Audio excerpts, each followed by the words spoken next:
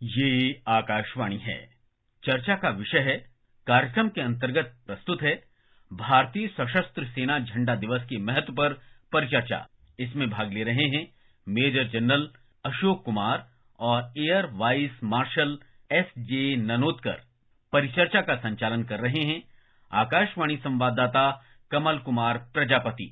जब आप घर जाएं तो उन्हें हमारे बारे में बताएं और कहें कि आपके कल के लिए हमने अपना आज दिया है। श्रोताओं, ये संदेश है नागालैंड में कोहिमा युद्ध स्मारक में अंकित एक जवान का, और इस संदेश को पढ़ने का मेरा यहाँ मकसद यही था कि हाल ही में रक्षा मंत्री राजनाथ सिंह ने एक कॉन्क्लेव में इस संदेश का जिक्र किया था, और इस संदेश के पीछे जो भावना है वो ये है कि हमारे जवानों ने और उनके परिवारों ने देश के लिए जो एक अमूल्य योगदान दिया है, हम उसे चुका तो नहीं सकते, लेकिन उनकी सहायता के लिए हम आगे जरूर आ सकते हैं और तैयार रह सकते हैं। इसी भावना को यह संदेश उजागर करता है, और आज इसी भावना को ही उजागर करता हुआ एक अहम दिन है आर्म्ड फोर्सेज फ्लैग डे। यानी सेना के जो जवान हैं, शहीद हो चुके लोग हैं, और हमारे जो सेवानिवृत्त जो अपनी सेवा दे चुके सैन्यकर्मी हैं, उनको ये दिन समर्पित है। तो आज इसी विशेष दिन पर हम कार्यक्रम में इस विशेष चर्चा को कर रहे हैं, और हमारे साथ कार्यक्रम में दो मेहमान भी मौजूद हैं जिनका मैं स्वागत करना चाहूंगा। हमारे साथ हैं एयर वाइस मार्शल S.J. ननोतकर और मेजर जनरल अशोक कुमार। आप दोनों का स्वागत है कार्यक्रम में। Thank you. बहुत बहुत शुक्रिया कमल। तो ननोतकर सर, आपसे ही अगर मैं चर्चा की शुरुआत करूं तो आर्म्ड फोर्सेज फ्लैग डे, हम सभी जानते हैं कि जो हमारे पूर्व सैनिक हैं उनकी सहायता के लिए उनको समर्पित है ये दिन, और थल सेना हो, नौसेना हो, वायुसेना हो, उनके जवानों और उनके परिवारों के लिए हम इस दिन को एक प्रतीक के रूप में मनाते हैं और उनकी सहायता के लिए आगे आते हैं। थोड़े इसके महत्व पर हम आपसे शुरुआत में आपके विचार जानना चाहेंगे। देखिए कमल, जैसे कि आपने कहा कि ये आर्म्ड फोर्सेस फ्लैग डे या फ्लैग डे के नाम से जाना जाता है। इसकी शुरुआत हुई थी 7 दिसंबर 1949 में, और ये कोई सिर्फ वेटरन्स के लिए ही नहीं है, ये सर्विंग आर्म्ड फोर्सेस पर्सनल के लिए भी इसका सिग्निफिकेंस है।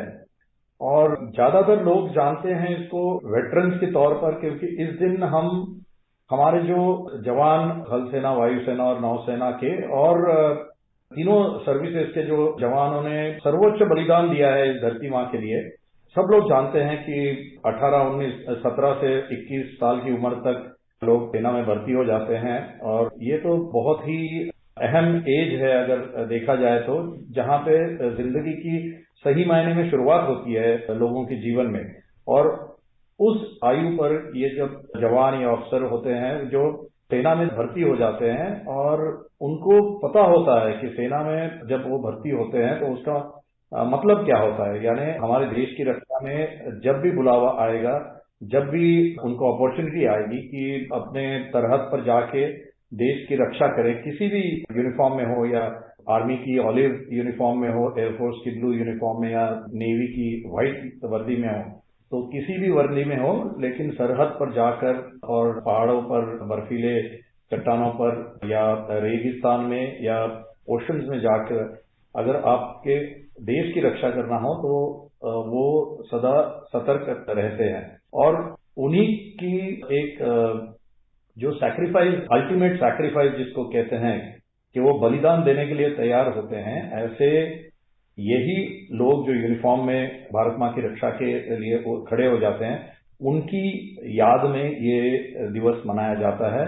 और वही आगे जाके जब 15-20 साल या 40 साल की सर्विस के बाद में रिटायर हो जाते हैं और वेटरन बन जाते हैं, तो उसका महत्व और आगे बढ़ता है, क्योंकि या तो शहीदों के परिवार के लिए, या जो अपंग हो गए हैं युद्ध में उनके लिए, या उनके परिवार के लिए, उनको जो मदद कर सकते हैं उसकी भांति ये दिन को जाना जाता है। और जो वेटरन्स हैं जिन्होंने अपनी पूरी आयु इस सेना के लिए, धरती मां के लिए दी है, उसका संरक्षण करने में दी है, तो उनके लिए अगर देशवासी कुछ कर सकते हैं तो इस दिन को याद करके, और इसका जो सिग्निफिकेंस है, उसका जो फंड रेजिंग होता है इसमें, कि उसके तौर पे कॉमन सिटीजन इस देश की, उनको याद में उनकी इस भावना को रखते हुए कंट्रीब्यूट कर सकते हैं, और उसका सही मायने में इस्तेमाल होने की जिम्मेदारी खुद रक्षा मंत्री पर है, क्योंकि वो ये जो संस्था है उसको हेड करते हैं। बिल्कुल। तो ये इसका महत्वपूर्ण सिग्निफिकेंस है हमारे देश में। जी, major general Ashok Kumar sir, क्योंकि जैसा कि नरोत्कर साहब ने बताया कि इस दिन का महत्व सिर्फ जो सेना में सेवा दे चुके हमारे जवान हैं, सैन्यकर्मी हैं, अधिकारी हैं, उनके लिए ही नहीं, बल्कि जो सेना में वर्तमान में सीमा पर तैनात, सुरक्षा के लिए तैनात रहते हैं हमारे जवान, उनके लिए भी इसका बड़ा महत्व है। और कोई भी दिन हो, चाहे वो सेना से जुड़ा हुआ होता है, तो उसका एक प्रतीकात्मक महत्व होता है। तो हम आपसे यही समझना चाहेंगे कि इसका क्या सिंबॉलिक महत्व है और कैसे ये हमारे जो देश के सभी नागरिक हैं उनके अंदर सेना के प्रति सम्मान का भाव, और उनके लिए, क्योंकि सेना ने हमारे लिए बहुत कुछ किया है, हमारे लिए हमेशा अपने हथेली पर जान लेकर सीमा पर लड़ते हैं, लेकिन जो हम सभी नागरिक हैं वो अपने अंदर सेना के प्रति एक भाव पैदा कर सकें, उनके प्रति कर्तव्य का भाव पैदा कर सकें, इस मामले में कैसे ये एक बड़ा प्रतीकात्मक दिन है? कमल, आपने एक बहुत ही अच्छा मुद्दा उठाया है। मैं आर्म्ड फोर्सेस फ्लैग डे को सही परिप्रेक्ष्य में प्रस्तुत करने का एक प्रयास करूंगा। यह तारीख ही इम्पोर्टेंट नहीं है 7 दिसंबर की, बल्कि जिस साल में इसकी शुरुआत हुई वह साल भी महत्वपूर्ण है। वह साल है 1949 का। अगर आप स्वतंत्र भारत के इतिहास को देखें तो 15 अगस्त 1947 के तकरीबन 2 महीने बाद ही पाकिस्तान ने भारत में आक्रमण कर दिया था। जी।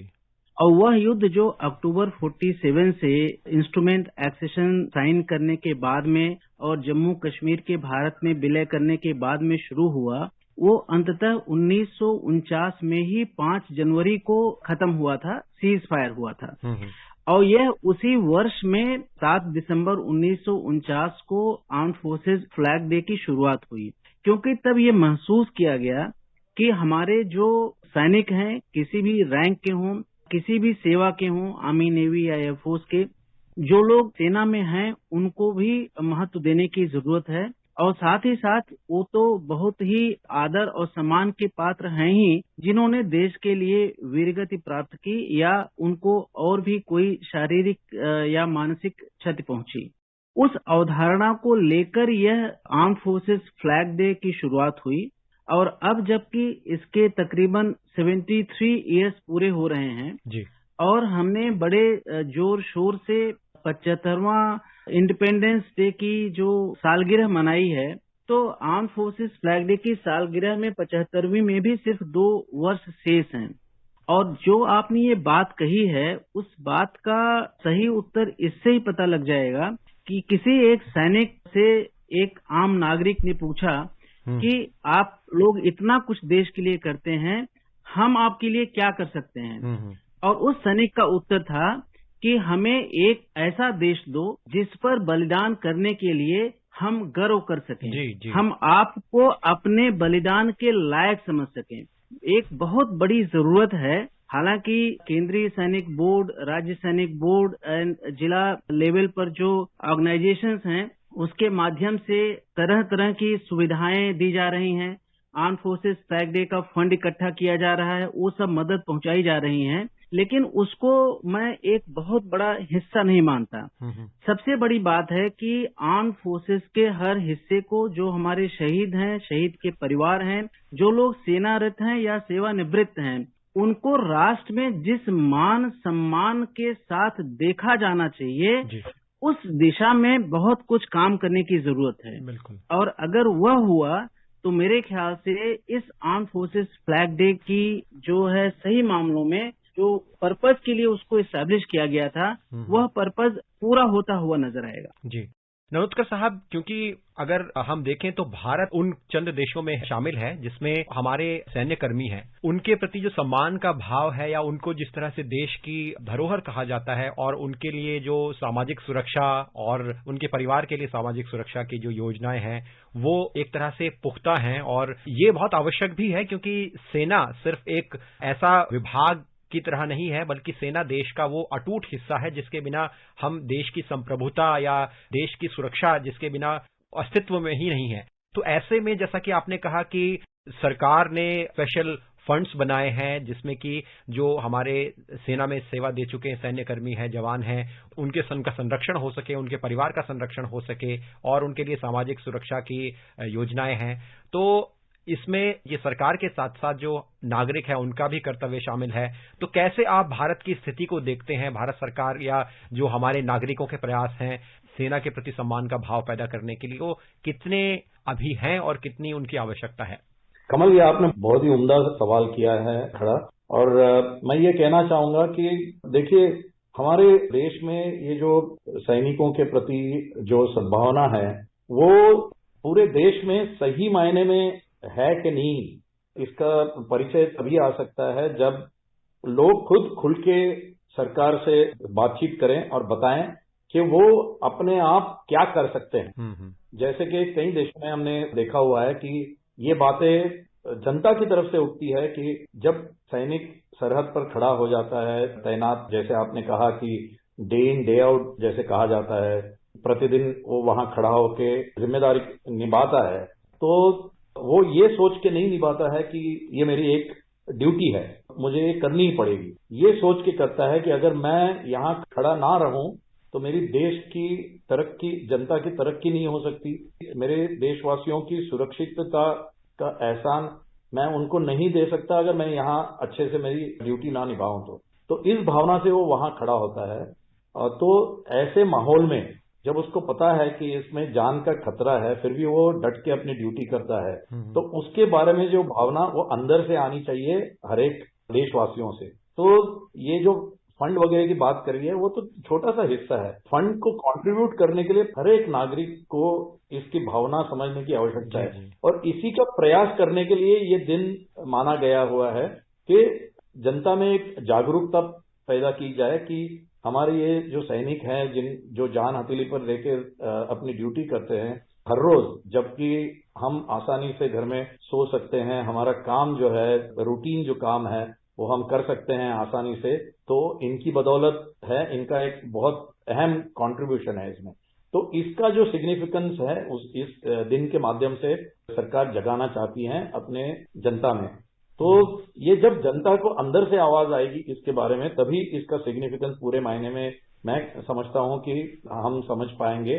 जब जनता सरकार से बोलेगी कि हम ये करना चाहते हैं अपने सैनिकों के लिए, उनके परिवारों के लिए, उनके बाल बच्चों के लिए, और ना ही सर्विंग सैनिकों के लिए, जो निवृत्त सैनिक है उनके भी प्रति हम ये भावना से कुछ करना चाहते हैं। जी अशोक सर, हाल ही में रक्षा मंत्रालय के डिपार्टमेंट ऑफ एक्स सर्विसमैन के एक कॉन्क्लेव आयोजित हुई थी नई दिल्ली में, और उस कॉन्क्लेव में रक्षा मंत्री ने इस बात पर जोर दिया था कि जो पूर्व सैनिक हैं वो कोई जिम्मेदारी नहीं है, बल्कि उनके अनुभव हमारे लिए बहुत मूल्यवान हैं। वे अनुशासन के आदर्श हैं और समाज के लिए बहुत बड़ी प्रेरणा का स्रोत हैं। और इस बात पर भी उन्होंने बल दिया था कि पूर्व सैनिक के अनुभव से हमें एक बहुत बड़ी वर्कफोर्स मिल सकती है। ये सवाल मैं इसलिए यहाँ पर रख रहा हूँ क्योंकि जो ये कॉन्क्लेव हुई थी इसमें बहुत सारे कॉर्पोरेटर्स शामिल हुए थे, प्राइवेट कंपनियां शामिल हुई थी। तो ये उनसे एक अनुरोध किया था रक्षा मंत्री ने कि जो पूर्व सैनिक हैं, क्योंकि हम इस चर्चा में ये बात शामिल कर रहे हैं कि जो पूर्व सैनिक हैं कि उनका कल्याण और उनकी सहायता, उसका भी ये संदेश देता है ये दिन। तो इस बात पर जोर दिया गया कि उनकी प्रोडक्टिविटी को हम इस्तेमाल करें, उनके अनुभव को इस्तेमाल करें और ज्यादा से ज्यादा उन्हें वो मौके प्रदान करें जिससे कि वित्तीय सहायता भी हो सके और साथ ही साथ देश को उनके अनुभव भी प्राप्त हो सकें। तो जो कॉरपोरेट सेक्टर है, प्राइवेट सेक्टर है, वो किस तरह से आगे आ सकता है उनके एम्प्लॉयमेंट के लिए, और कैसे रक्षा मंत्री की इस बात को आप आगे बढ़ाना चाहेंगे? कमल, यह एक बहुत ही संजीदा और युक्त विषय है। मैं दो चीजें कहना चाहूंगा, इस पर जरा ध्यान दीजिएगा। जरूर। पहली बात तो मुझे कारगिल युद्ध में हिस्सा लेने का मौका मिला था, और उस दौरान हमने देखा था पूरे देश का साथ सैनिकों के साथ शामिल था। कारगिल में ही नहीं, आमतौर पे जब भी युद्ध होती है या इस तरह की कोई घटना होती है, आमतौर पर ये पाया गया है कि पूरा देश सैनिकों के साथ खड़ा रहता है और जो सैनिकों को बहुत बड़ा बल देता है। उसमें एक दुखद हिस्सा ये भी है कि जब ये घटनाएं समाप्त हो जाती हैं तो वह संजीदगी, वह चेतना आम मानुष के जीवन में नहीं रह जाती, जिसको बढ़ाने की आवश्यकता है। दूसरी बात मैं कहना चाहूंगा, जो आपने रक्षा मंत्री के कॉन्क्लेव के बारे में कहा है, और यह बहुत ही इम्पोर्टेंट विषय है, क्योंकि अगर इस पर गौर किया गया तो डिफेंस फोर्सेस के जो वेटरन्स हैं वो देश का भविष्य बदल सकते हैं, उसको विकास की नई ऊंचाइयों तक ले जा सकते हैं। आपको पता है कि डिफेंस फोर्सेस में रैंक के मुताबिक या टर्म्स एंड कंडीशंस के मुताबिक अर्ली एज पर रिटायरमेंट हो जाता है। जी। अब वर्तमान समय में जब भारत इंडिजिनाइजेशन के बारे में काम कर रहा है, आत्मनिर्भर बनने की कोशिश कर रहा है, अपने इंपोर्ट को रिप्लेस करने की कोशिश कर रहा है कि अपने हथियारों से करे, और साथ ही साथ जो फ्रेंडली फॉरेन कंट्रीज हैं उनको डिफेंस एक्सपोर्ट्स के लिए कोशिश कर रहा है, तो ऐसे समय में जो इंटायर वेटरन कम्युनिटी है वो सरकार के लिए और कॉर्पोरेट्स के लिए संजीवनी का काम कर सकती है। बिल्कुल। चाहे उनको यूजर रिक्वायरमेंट का इनपुट देना हो, चाहे उसको इक्विपमेंट को मेंटेन कैसे किया जाना है उसको देना हो।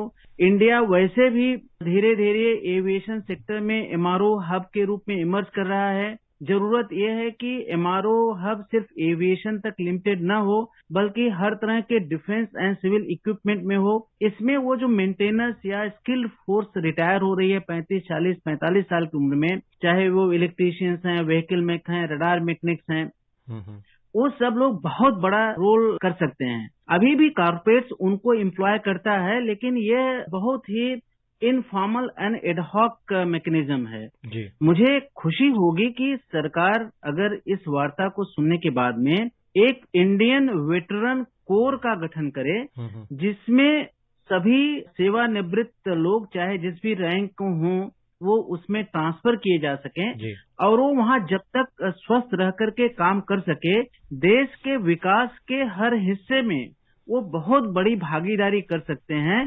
अगर आप सैनिक परिवार को मान सम्मान दे देते हैं और इंडियन वेटरन कोर बना करके ये जो आपका रिटायर्ड वर्क फोर्स है तकरीबन 20 लाख के ज्यादा का है, और हर लाख तकरीबन 50-60 हजार लोग सेवानिवृत्त होते हैं तीनों सेनाओं को मिला करके, तो एक बहुत बड़ा रिसोर्स आपके पास होगा जो ट्रेंड है, अवेलेबल है, जो कॉर्पोरेट्स के लिए या आपके किसी भी फील्ड में डेवलपमेंट के लिए, डिजास्टर मैनेजमेंट के लिए या बाकी एक्टिविटीज में एक डेडिकेटेड तरीके से काम कर सकता है। क्योंकि जो डिसिप्लिन, जो कमिटमेंट, जो परसिवरेंस और जो योग्यता इन लोगों में देश ने ट्रेन करके डेवलप की है, मुझे लगता है कि वर्तमान समय में भारत जब विकास के नए परचम लहरा रहा है, विश्व में अपनी जगह बनाने की कोशिश कर रहा है, ऐसे में उसे डिफेंस फोर्सेस के सारे वेटरन्स को एक फ्रेश ऑर्गेनाइजेशन के अंडर डाल करके उनकी कैपेबिलिटीज को देश के विकास के हर क्षेत्र में इस्तेमाल करना चाहिए। ननोत्कर साहब, क्योंकि कॉर्पोरेट सोशल रिस्पॉन्सिबिलिटी ये एक ऐसा क्षेत्र है जिसको हम अक्सर सामाजिक कार्यों के लिए ज्यादा जानते हैं, लेकिन सरकार का इस बात पर जोर है कि जो सीएसआर है ये सर्विस सेना के लिए हो, सेना के कार्यों में भी इसका इस्तेमाल हो, तो शायद हम अपनी क्षमता को और ज्यादा बढ़ा सकेंगे और जो हमारे सेना में सेवा दे चुके हैं जवान हैं, अधिकारी हैं, उनकी वर्कफोर्स का इस्तेमाल हो या उनकी सहायता हो कॉर्पोरेट सोशल रिस्पॉन्सिबिलिटी के जरिए, तो शायद हम एक बहुत बड़े फंड का इस्तेमाल उनके कल्याण के लिए या उनके सम्मान के लिए मैं कहूं हम कर सकते हैं। आपके विचार इस मामले में क्या है? कैसे इस पूरे मॉडल को और विकसित करने की जरूरत है? ये जो जनरल अशोक साहब ने जो बात उठाई है मानव संसाधन की या ह्यूमन रिसोर्स यूटिलाइजेशन की, उसको अगर अहम रखेगी सरकार, और देखिए सैनिक बोर्ड जो हर स्तर पर स्थापित है, अभी केंद्र में है, राज्य में है, जिले में है, तो इस तरह से जैसे हमारी जो गवर्नेंस की जो श्रेणियां हैं उसी श्रेणियों की जगह है सैनिक बोर्ड है। अगर आप कलेक्टिवली, जैसे कि जनरल साहब ने कहा कि 50-60 हजार लोग हर साल सेवानिवृत्त होते हैं और वो जाते कहाँ है उसका अगर मायना रखा जाए और उनकी एक्सपर्टीज क्या है, क्योंकि हर एक आदमी जो सेवा से निवृत्त होता है वो अपनी अपनी फील्ड में एक्सपर्ट माना जाता है और सरकारी पैसे से हमने उनको ट्रेन किया हुआ है। तो यानी ये रिसोर्स वैल्यूएबल रिसोर्स है, एक देश की क्षमता बढ़ाने में काम आ सकता है। तो अगर सरकार ने उस क्षमता को मद्देनजर रखते हुए अगर उनके लिए हर एक स्तर पर अगर काम चुना जाए तो हर साल 60,000 ह्यूमंस जिसको रिसोर्स के तौर पर यूटिलाइज किया जा सकता है अच्छी तरह से। अब उसमें से कई लोग आगे, क्योंकि वो आयु के 35 से 40 साल की उम्र तक बाहर आ जाएंगे, सेवानिवृत्त हो जाएंगे, तो वो अपने आगे का करियर, सेकंड करियर के लिए देखेंगे। जो और एक्सपीरियंस होते हैं उनकी एक्सपर्टीज बहुत वाइड रेंज की होती है, तो उसको मद्देनजर रखते हुए सरकार कोई पॉलिसी बनाए और इसकी जिम्मेदारी सैनिक बोर्ड को दे अच्छे से, और वहां उनकी और लोकल जो रिक्वायरमेंट्स है उसकी और जो कॉर्पोरेट्स लोकल है उनकी, ये तीनों का मिलाप करें तो मेरे ख्याल हमारे देश को कोई नहीं रोक सकेगा बहुत जल्दी तरक्की करने में। इसका फायदा क्या होता है कि एक तो एक्सपर्टीज उनकी यूटिलाइज होती है, दूसरी सेना की ट्रेनिंग है, तो जो बेसिक, जैसे जनरल साहब ने कहा, जो डिसिप्लिन है या सिंसियरिटी है, ऑनेस्टी है, काम में जो परसिवरेंस है, ये सब क्वालिटीज जो ऑलरेडी इम्बाइब्ड है वो कंपनी के काम आती हैं, चाहे वो प्राइवेट कॉर्पोरेट हो या गवर्नमेंट के पीएसयूज हो या डिफेंस पीएसयूज है, उसमें काम आ जाती है। दूसरी बात यह है, बहुत अहम बात कही जनरल साहब ने, जो यूजर की रिक्वायरमेंट है वो ऑटोमेटिकली इनकॉर्पोरेट हो जाती है अपने काम से, उनके तजुर्बे से। सो इसका फायदा बहुत मल्टीपल लेवल्स पे फायदा हो सकता है। जनरल साहब, एक विषय आता है जो सीमा पर युद्ध लड़ते हुए या संघर्ष में घायल जवान हैं या किसी अंग को वो गवा चुके हैं, तो उनके संरक्षण का सवाल। और इस मामले में अगर मैं सरकार की पहल का जिक्र करूं तो मां भारती के सपूत नाम से वेबसाइट की शुरुआत की गई, जिसमें उन जवानों की मदद और कल्याण के लिए योगदान का एक तरह से अनुरोध किया जाता है और लोग बड़ी मात्रा में योगदान करते भी हैं, जिससे उस फंड को यूटिलाइज किया जाता है उनकी सहायता के लिए। कई कल्याणकारी योजनाएं हैं। हमारे जो पूर्व सैनिक हैं और जो इस स्थिति में हैं, तो उनके लिए हमारे पास उनकी सहायता के लिए कितना स्कोप है? इसमें एक सामूहिक हम सहायता की अगर बात करें, जिस पर रक्षा मंत्री ने भी जोर दिया था कि एक हम सामूहिक उत्तरदायित्व के साथ अपने पूर्व सैनिकों की सहायता करें, तो वो कितनी आवश्यक है? यह बहुत ही आवश्यक है, लेकिन जैसा आपने शुरू में बताया, आमतौर पर कॉमन धारणा ये होती है कि अगर आप किसी को आजकल के दौर में आर्थिक रूप से सशक्त कर दो तो सारी समस्याएं समाप्त हो जाती हैं। बल्कि आपने देखा होगा आज के डिस्कशन में यह बहुत क्लियरली इमर्ज हुआ कि आर्थिक सपोर्ट या मां भारती के सपूत जैसे और भी ढेर सारे प्रयोग आवश्यक हैं, वो डेफिनेटली हेल्प करते हैं लोगों को एम्पावर करने में, लेकिन उससे ज्यादा जरूरत दो चीजों की है। पहली, जिसका मैं जिक्र कर चुका हूं कि सभी को, चाहे उन्होंने कोई अंग खोया हो न खोया हो, उनको समाज में अप्रोप्रिएट सम्मान देने की। और ये जो लोगों ने अपने अंग खोए हैं वो तो एक्चुअली बहुत बड़ी पीड़ा के दौर से गुजरते हैं।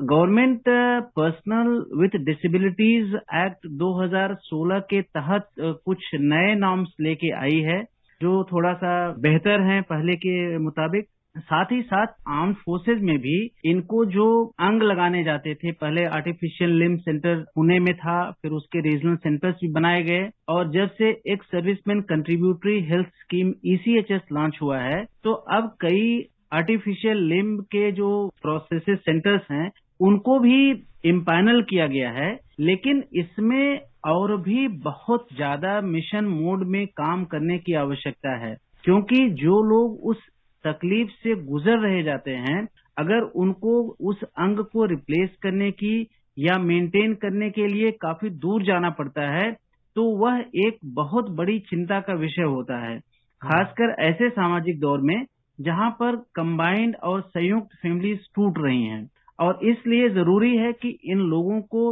चिन्हित किया जा सके, डेटाबेस में मेंटेन किया जा सके, और ये जहां पर भी रह रहे हों उसके नियरेस्ट जो डिफेंस का एस्टैब्लिशमेंट हो, आर्मी का, नेवी का या एयरफोर्स का, और वह व्यक्ति चाहे जिस भी सर्विस का हो, उसको एक तरह से डेडिकेटेड रिस्पांसिबिलिटी हो कि उनकी इन क्रिटिकल नीड्स को, हेल्थ केयर नीड्स को एक सच्ची संवेदना से देखा जा सके। तो मैं ये कहूंगा कि सरकार सही दिशा में आगे बढ़ रही है ताकि ये लोग मान सम्मान के साथ में अपने जीवन की सारी जिम्मेवारियों को पूरा कर सकें। हम चर्चा के आखिरी पड़ाव में पहुंच चुके हैं और चर्चा समाप्त करने से पहले मैं दोनों विशेषज्ञों के अंतिम वक्तव्य जरूर लेना चाहूंगा। अशोक सर, अगर हम बात करें जो हमारे सैनिक हैं उसमें आम लोगों के अंदर जिस भावना का हमने जिक्र किया था कि हम उनके लिए कंट्रीब्यूट करें किसी भी तरह से, हो सकता है वो वित्तीय सहायता ना हो लेकिन अपनी सद्भावना से भी हम कंट्रीब्यूट करें, उस जज्बे को पैदा करने के लिए हमें क्या करना होगा? मेरे ख्याल से एक बहुत बड़ा हिस्सा है डिफेंस फोर्सेस की लाइफ का, एक्टिविटी का, बैटल्स का, वार्स का, जो हमारे समाज के ज्यादातर हिस्सों के लोगों को पता नहीं है। क्योंकि उन चीजों की, उन तकलीफों की, उन बलिदानों की जानकारी ही नहीं है, तो जाहिर है व्यक्ति उसके प्रति उतना आकर्षित नहीं होता। तो पहले सबसे जरूरी ये चीज है कि डिफेंस फोर्सेस की लाइफ को, उनके डिप्लॉयमेंट एरियाज के डिफिकल्टीज, चैलेंजेस, अपॉर्चुनिटीज को, इम्पोर्टेंट बैटल्स कैसे लड़ी गई हैं, कैसे बड़े बड़े बलिदान दिए गए हैं, कैसे देश के दुश्मनों को पछाड़ा गया है, उन सब युद्धों का स्टूडेंट्स लाइफ के करिकुलम में भी या अदर, आजकल सोशल मीडिया का भी काफी इन्फ्लुएंस है, बाकी माध्यमों से भी उस पर चर्चा होनी चाहिए, जिक्र होना चाहिए, तब लोग उसको जान पाएंगे। जी। दूसरी बात, उनको ये भी बताने की जरूरत है कि उनका विकास और आगे बढ़ने की संभावना तभी तक है जब तक कि सेना सशस्त्र है, अच्छी तरह से ट्रेंड है और उसके पास में अच्छे हथियार हैं। और इसलिए उनको सेना के ऊपर किए हुए किसी भी व्यय को या खर्च को उस नजर से नहीं देखना चाहिए, क्योंकि कभी कभी ऐसी चर्चा होती है कि सेना के ऊपर काफी ज्यादा खर्च किया जा रहा है, जबकि राष्ट्र में और भी डेवलपमेंटल नीड्स हैं। बिल्कुल। ननोत्कर साहब, आपसे भी मैं इस पर विचार चाहूंगा। जैसा कि रक्षा मंत्री ने भी कहा कि हमारी संप्रभुता सुरक्षा सेना से ही है, और अगर सेना सशक्त होगी, सेना के प्रति जज्बा होगा, हमारे अंदर भावना होगी उनके प्रति योगदान की, तो हम अपने अंदरूनी विकास को तो खुद ही सुनिश्चित कर लेंगे। आप कितना सहमत हैं इस बात से, और किस तरह आम लोगों में वो जज्बा जरूर है लेकिन उस जज्बे को और प्रगाढ़ करने की कितनी आवश्यकता है? कमल, देखिए, जो रक्षा मंत्री ने जो कहा है बिल्कुल सही एक्सप्रेशन दिया है उन्होंने, और ये बात आम जनता तक पहुंचनी चाहिए, आम जनता ने सुननी चाहिए, आम जनता ने फील करनी चाहिए उस चीज को। और जैसा कि मैं हमेशा कहते आया हूं कि किसी भी सैनिक को उसकी वो जब सेवानिवृत्त होता है तो किसी की सहानुभूति की बिल्कुल जरूरत नहीं होती है, क्योंकि वो जज्बा उसमें कल तक था तो आज वो जज्बा कंटिन्यू रहेगा, उसको कोई सहानुभूति की जरूरत नहीं है। और ये नहीं है कि हम 7 दिसंबर को ही सैनिकों को याद करें या विजय दिवस पर सैनिकों को याद करें। ये जैसे जनरल साहब ने कहा कि करिकुलम में कुछ ऐसी चीजें लाई जाए और जो बदलते हुए मौसम की तरह उसको बदला जाए, टीवी पर उसका या कहीं प्रचार माध्यम के थ्रू इसका सही मायने में प्रचार किया जाए कि क्या हो सकता है, क्या नहीं हो सकता है, पॉलिसीज क्या चेंजेस लाई गई है। इन चीजों को अगर सारी जनता तक पहुंचाई जाए तो यह जागरूकता अपने आप होगी और उसका फायदा ना ही इंडिविजुअल को होगा, पूरे देश को होगा, और इसके थ्रू हम देश की तरक्की में हाथ बटा सकते हैं। जो सैनिकों का जो सही मायने में एक्सपीरियंस है, तजुर्बा है, और उसको जो ट्रेनिंग मिली हुई है उसकी अच्छी तरह से यूटिलिटी हो सकती है। Major general Ashok Kumar, air vice marshal एस.जे. ननोत्कर, आप दोनों का विशेष चर्चा में शामिल होने के लिए आकाशवाणी समाचार की ओर से बहुत बहुत धन्यवाद। धन्यवाद कमल। धन्यवाद। अभी आप सुन रहे थे भारतीय सशस्त्र सेना झंडा दिवस के महत्व पर परिचर्चा। इसमें भाग ले रहे थे मेजर जनरल अशोक कुमार और एयर वाइस मार्शल एस.जे. ननोत्कर। परिचर्चा का संचालन कर रहे थे आकाशवाणी संवाददाता कमल कुमार प्रजापति। ये कार्यक्रम आकाशवाणी के समाचार सेवा प्रभाग द्वारा प्रस्तुत किया गया। इसे आप हमारे mobile app news on AIR और YouTube channel news on AIR official पर भी सुन सकते हैं। इस कार्यक्रम के संबंध में अपनी प्रतिक्रिया आप हमें ईमेल कर सकते हैं। पता है airnsdtalks@gmail.com। ये कार्यक्रम फिर से सुनने के लिए लॉग ऑन करें हमारी वेबसाइट newsonair.nic.in।